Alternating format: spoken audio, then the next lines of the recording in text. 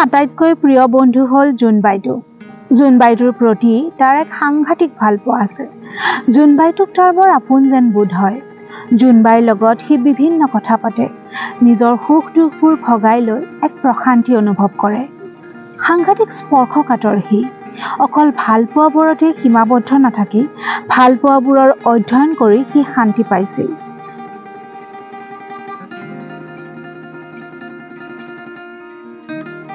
ইহান, আচল নাম জোন কাশ্যপ। অসমৰ এখন সৰু ভিতৰুৱা গাঁৱত তাৰ জন্ম। গুৱাহাটীৰ পৰা দক্ষিণ দিশে প্ৰায় 100 কিলোমিটাৰমান গৈ মূল ৰাস্তাৰ পৰা পূবে 12 কিলোমিটাৰমান গ'লেই সিহঁতৰ গাঁওখন। গাঁওখনৰ নাম কদমতল। পকী ৰাস্তাটোৰ পৰা কদমতললৈ সোমোৱা পথটোৰ দুয়োকাষে বহু যোজন বাট কদম গছেৰে আৱৰা কাৰণে হয়তো গাঁওখনৰ নাম ৰখা হৈছিল কদমতল। এতিয়াও কদমতল গাঁৱলৈ যোৱা বাটটোতে কদম গছ কেইজোপাই সকলোকে আদৰণি জনায়। গাঁওখন আৰম্ভ হোৱাৰ 25 ঘৰমান যোৱাৰ পিছত এটা নামঘৰ পায় আৰু সেই নামঘৰটোৰ সন্মুখতে কদমতল প্ৰাথমিক বিদ্যালয়। কেইবা বছৰলৈকেও কদমতল গাঁৱত সেইখনেই আছিল একমাত্ৰ স্কুল। এতিয়া পিছে কদমতল গাঁৱত স্কুল ঘৰৰ সংখ্যা বাঢ়িল। কদমতল প্ৰাথমিক স্কুলখনৰ গাতে লাগি থকা অসম আৰ্হিৰ ঘৰখনেই ইহানৰ ঘৰ। এখন সুন্দৰ পৰিপাটি ঘৰ। ঘৰত মানুহ বুলিবলৈ মাক দেউতাক, ককায়েক বিবেক আৰু ইহান। ঘৰখনৰ সৰু বাবে ইহান মাক দেউতাকৰ বৰ মৰমৰ। ককায়েক বিবেক ইহানতকৈ 6 বছৰৰ ডাঙৰ। ইহানৰ দেউতাক যতীন্দ্ৰ কলিতা পেছাত এজন চৰকাৰী চাকৰিয়াল আৰু মাক মিনতী এগৰাকী সুগৃহিণী। দুটা ল'ৰা সন্তান সহিতে ইহানৰ মাক দেউতাকৰ এখন সুন্দৰ সংসাৰ। গাঁওখনত যতীন্দ্ৰ কলিতাৰ এটা সুনাম আছে। পঢ়া শুনাৰ ফালৰ পৰা সিহঁতৰ ঘৰখনৰ এটা নাম থকাৰ বাবে গাঁৱৰ মানুহে কলিতাক অলপ সমীহ কৰি চলে। সাধাৰণ এটা অসম আৰ্হিৰ ঘৰত বাস কৰে যদিও যতীন্দ্ৰ কলিতাই বৰ সুন্দৰভাৱে অভাৱ অনাটন নোহোৱাকৈ ঘৰখনৰ তদাৰক কৰি আহিছে। দুয়োটা ল'ৰাকে ভাল সংস্কাৰ দিছে। পঢ়া শুনায়ো দুয়োটা ল'ৰা খুব ভাল। সেয়েহে মাক দেউতাকৰ বৰ বিশেষ চিন্তা কৰিবলগীয়া নাই। আচলতে ল'ৰা ছোৱালীক পঢ়াই শুনাই স্বভাৱে চৰিত্ৰই ভালকৈ গঢ় দিব পৰাটোৱে মাক দেউতাকৰ আচল কৃতিত্ব। বিবেক আৰু ইহানো এই ক্ষেত্ৰত ব্যতিক্ৰম নহয়। সৰুৰে পৰা পঢ়া শুনাত ভাল ইহান। পঢ়া শুনাৰ সমান্তৰালকৈ সি খেল ধেমালি কৰিও ভাল পাইছিল। যদিও কাণ সমনীয়া লগ বন্ধু বেছি নথকাত ঘৰতে কিতাপ পত্ৰ পঢ়া শুনা আদিৰ মাজতে নিজকে ব্যস্ত কৰি ৰাখিছিল। পিছে দেউতাকৰ অফিচ বন্ধ থকা দিনবোৰত সি অনবৰতে দেউতাকৰ চাহটোৰ দৰে পিছে পিছে ঘূৰি নুফুৰা নহয়। স্কুলৰ পাঠ্যপুথিৰ উপৰিও সি বাহিৰা কিতাপ পত্ৰও পঢ়িছিল। এক অৰ্থত ক'বলৈ গ'লে কিতাপৰ পোক আছিল ইহান। আচলতে তাৰ ওপৰত প্ৰভাৱ পৰিছিল। প্ৰভাৱ দেউতাকক দেখি দেখি বিবেক প্ৰভাৱান্বিত হৈছিল আৰু বিবেকক দেখি দেখি ইহান। অৱশ্যে কাম কাজৰ পৰা আহৰি পালে মাক মিনতীয়েও হাততে কিতাপ এখন লৈ সময় কটাইছিল। ক'বলৈ গ'লে যতীন্দ্ৰ কলিতাৰ ঘৰখন কদমতল গাঁৱৰ এখন আদৰ্শৱান ঘৰ আছিল। পঢ়া শুনা খেল ধেমালিৰ উপৰিও এটা কলাসুলভ মন আছিল ইহানৰ। গাঁৱত বছৰেকত অনুষ্ঠিত হোৱা যাত্ৰা থিয়েটাৰবোৰ উপভোগ কৰি ইহানে এটা সুকীয়া আমেজ পাইছিল। অতীজৰে পৰা কদমতল গাঁওখন কলা সংস্কৃতিৰ ক্ষেত্ৰখনত আগবঢ়া আৰু সৰুৰে পৰা ইহান এইবোৰৰ সাক্ষী হৈ আছিল। সিহঁতৰ গাঁওখনত বৰ ধুমধামেৰে লক্ষী দেৱীৰ পূজা অৰ্চনা কৰা হয় আৰু সেই উপলক্ষে অনুষ্ঠিত কৰা হয় বিভিন্ন সাংস্কৃতিক অনুষ্ঠান। সেইবোৰৰ ভিতৰত নাগাৰা নাম, ওজাপালি, মিনি থিয়েটাৰ, যাত্ৰা পাৰ্টি আৰু সাংস্কৃতিক সন্ধিয়া অন্যতম। এই সকলোবোৰৰ ভিতৰত কেৱল থিয়েটাৰৰ নাটক কেইখন চাবলৈ বৰ আগ্ৰহেৰে ইহানে এটাৰ পিছত আন এটা বছৰলৈ অপেক্ষা কৰে। থিয়েটাৰ থকাৰ দিনাখন যেতিয়া অভিনেতা অভিনেত্ৰীসকলে খন্তেক সময়ৰ বাবে তেওঁলোকৰ ঘৰত আহি জিৰণি লয়, তেতিয়া ইহানে খুব সূক্ষ্মভাৱে তেওঁলোকক নিৰীক্ষণ কৰে।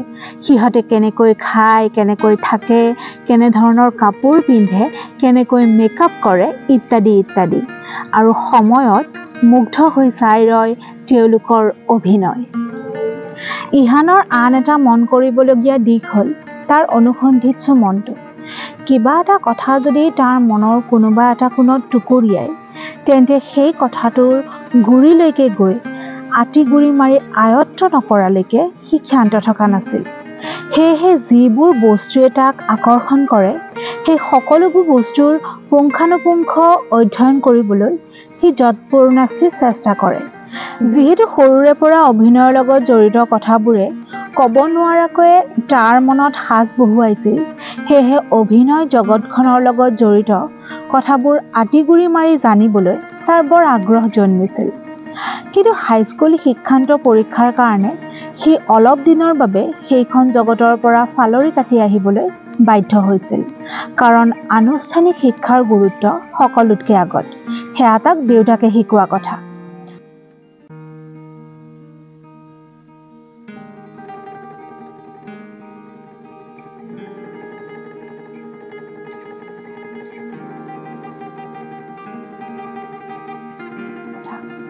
ইহানে ভাল পোৱা আন এটা কামৰ ভিতৰত আছিল আকাশ নিৰীক্ষণ।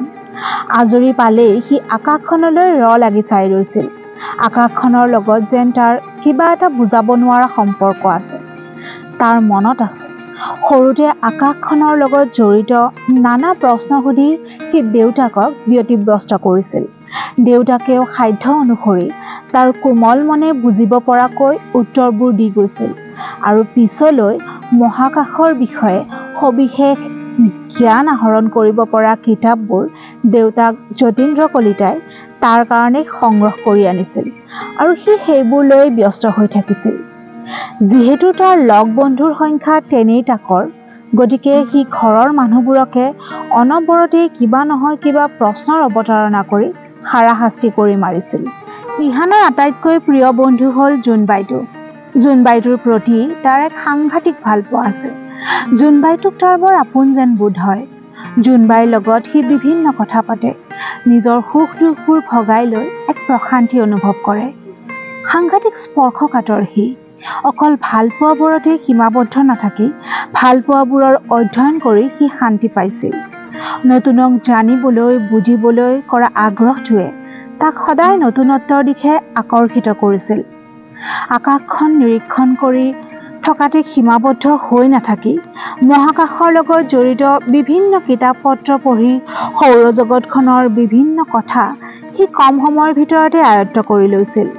গ্ৰহ নক্ষত্ৰবোৰৰ কথা পঢ়ি পঢ়ি এইবাৰ সি আকৰ্ষিত হৈছিল শনি গ্ৰহটোৰ প্ৰতি। মুঠতে নতুনত্ব আৰু ইহান যেন একেটা মুদ্ৰাৰ ইপিঠি সিপিঠি। বিজ্ঞানীসকলৰ মতে পৃথিৱীখনক বাদ দি সৌৰজগতৰ ভিতৰত আটাইতকৈ ধুনীয়া গ্ৰহটোৱে হৈছে শনি গ্ৰহ। ধুনীয়া বস্তুৰ প্ৰতি কাৰনো আকৰ্ষণ নাথাকে। ধুনীয়া আৰু ৰঙীন বাবে শনি গ্ৰহটোৰ প্ৰতি আকৰ্ষিত হৈছিল ইহান। তাৰ মতে শনি গ্ৰহটোৰ আটাইতকৈ ভাল লগা কথাটোৱে আছিল এই গ্ৰহটোৰ আঙুঠিবোৰ। সেই আঙুঠিবোৰ শিল, ধূলি আৰু বৰফেৰে গঠিত আৰু 30টাতকৈ অধিক আঙুঠিৰে আবৃত শনি গ্ৰহটো। এই যে গ্ৰহবোৰ, তাৰ নামবোৰ হেনো কিবা ভগৱানৰ নামেৰে নামাকৰণ কৰা। যেনে শনি নামৰ ৰোমানসকলৰ এজন প্ৰাচুৰ্য আৰু কৃষিৰ ভগৱান আছিল আৰু তেওঁৰ প্ৰতীকী ৰূপটো আছিল কাঁচিখনৰ লেখীয়া। সেয়েহে আঙুঠি থকা এই গ্ৰহটোক শনি গ্ৰহ হিচাপে নামাকৰণ কৰা হৈছিল। আকৃতিৰ ফালৰ পৰা শনি দ্বিতীয় বৃহৎ গ্ৰহ। বৃহস্পতি গ্ৰহৰ পিছতে শনি গ্ৰহৰ স্থান। ইহানে অনবৰতে শনি গ্ৰহটোক লৈ চিন্তা চৰ্চা কৰি থকা কাৰণে মাক মিনতীয়ে বৰ ভয় খাইছিল। কিজানি ল'ৰাটোক শনিয়ে লম্ভিলে। তাৰপাছত মাকে তাৰ মুখৰ পৰা শনি গ্ৰহৰ নামটো আঁতৰ কৰিবলৈ আৰু তাক শনিৰ প্ৰকোপৰ পৰা ৰক্ষা কৰিবলৈ কত কি যে কৰিলে তাৰ হিচাপ নাই। তথাপি মাকে তাৰ মুখৰ পৰা শনি গ্ৰহৰ নাম আঁতৰাব নোৱাৰিলে। ইহানৰ মতে মানুহ বিশ্বাসী হ'ব লাগে, কিন্তু বিশ্বাসৰ নামত ইমানো অন্ধবিশ্বাসী হৈ উঠিব নালাগে যে পিছলৈ বিশ্বাস বুলিবলৈ একোৱে নাথাকে। গ্ৰহ এটাৰ বিষয়ে জানিবলৈ ইচ্ছুক এজন মানুহৰ জীৱনত গ্ৰহটোৱে কি এনে বিৰূপ প্ৰভাৱ পেলাব যে পূজা পাৰ্বণ কৰি সময় নষ্ট কৰিব লাগে? নিজে বিশ্বাস কৰা, সেইখিনিলৈ ঠিকে আছে, কিন্তু সকলোৱে যে তোমাৰ মতেই ভাবিব লাগিব সেয়া কিবা ধৰি বান্ধি থোৱা আছে নেকি? পুতেকৰ এনেধৰণৰ কথাবোৰত মিনতীয়ে বৰ আঘাত পায়। মিনতী নিজেও ইমান বেছি অন্ধবিশ্বাসী নহয়। তথাপিও পুত্ৰৰ ভালৰ কথা ভাবি অলপ অচৰপ বিশ্বাস কৰিবলগীয়া হৈ যায়। কি গুৰু গোসাঁই নমনা ল'ৰা এটা জন্ম দিলোঁ মই। দেউতাকটো হৈ একো এটাই নকয়, নিজৰ মতে সকলো কৰিবলৈ এৰি দিছে। ইহানৰ লগত কথাৰে জিকিব নোৱাৰি মাক মিনতীয়ে ওচৰতে থকা যতীন্দ্ৰক কথা শুনাই সেই ঠাইৰ পৰা আঁতৰ হয়। কিয় মাৰ লগত অনবৰতে লাগি থাক? কিবা এটা ক'লে শুনিব নোৱাৰ? যতীন্দ্ৰয়ো মিনতীয়ে শুনাকৈ পুতেকক উভতি ধৰে। দেউতাকে পুতেকক উভতি ধৰা কথাষাৰ শুনে মানে মিনতী গৈ ঘৰৰ ভিতৰ পায় আৰু মাকজনী চকুৰ আঁতৰ হোৱাৰ লগে লগে সিহঁত আটাইকেইটাৰ মুখৰ পৰা মাকে নুশুনাকৈ হাঁহি একোটা ওলায়। দেউতাকক এইবোৰ কাৰণতে ইহানে ভাল পায়। মুক্ত বিহংগৰ দৰে দুয়োটা ল'ৰাকে উৰিবলৈ এৰি দিছে, কিন্তু উৰাৰ আগতে ডেউকা দুখন যাতে সুদৃঢ় হৈ থাকে তাৰ কাৰণেও যতীন্দ্ৰই সিহঁতৰ ওপৰত ঠিকেই নজৰ দিয়ে। সময় পালে ল'ৰা দুটাৰ লগত বহে, কথা পাতে, নিজৰ জীৱনত লাভ কৰি অহা অভিজ্ঞতাবোৰৰ বিৱৰণ দিয়ে, যাতে সিহঁতেও সেই অভিজ্ঞতাবোৰৰ পৰা সৰুকৈ হ'লেও কিবা এটা আহৰণ কৰিব পাৰে। এই পৃথিৱীত কথা পাতিবলৈ ইমানেই মানুহৰ অভাৱ হৈ গ'লনে যে তুমি যোনটোক বেষ্ট ফ্ৰেণ্ড বনাব লগা হ'ল? আমাৰ দেখোন শ্বুটিং স্পটতেই প্ৰায় 50জনমান মানুহ আছে, তাৰে এজনৰ লগত বন্ধুত্ব কৰিলেই দেখোন হৈ যায়। স্বভাৱসুলভ চঞ্চলতাখিনিৰে তাই উত্তৰ দিছিল। আছে, নাই হোৱা। মানুহৰ অভাৱ একেবাৰেই হোৱা নাই।